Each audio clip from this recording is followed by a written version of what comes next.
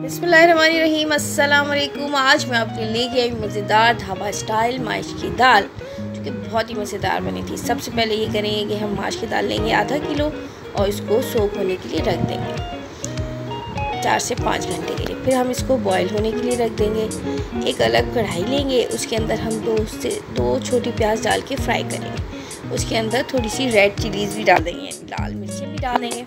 तो उसको भी अच्छे तरीके से फ्राई करेंगे। फ्राई करने के बाद हम टमाटर लेंगे 4 दरमियाने साइज़ के, उसका पेस्ट बनाएंगे और वो भी इस प्याज के अंदर डाल देंगे। और फिर हम उसके अंदर 2 चम्मच पिसी हुई मिर्चें, 1 चम्मच हल्दी और फिर उसके अंदर 1 चम्मच गरम मसाला डालेंगे, क्रश्ड, यानी बहुत बारीक ना हो गरम मसाला। दाल हमारी गल गई है, अब हमने उसको टमाटर के पेस्ट में डाल दिया।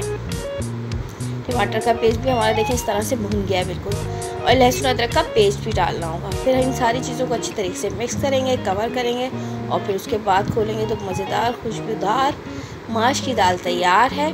उसके अंदर हरा धनिया, अदरक, हरी मिर्चें डाल के गार्निश करें।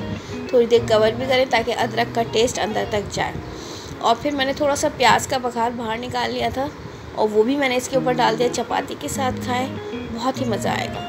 उम्मीद करती हूँ रेसिपी पसंद आई होगी। दुआओं में याद रखें। अल्लाह हाफ़िज़।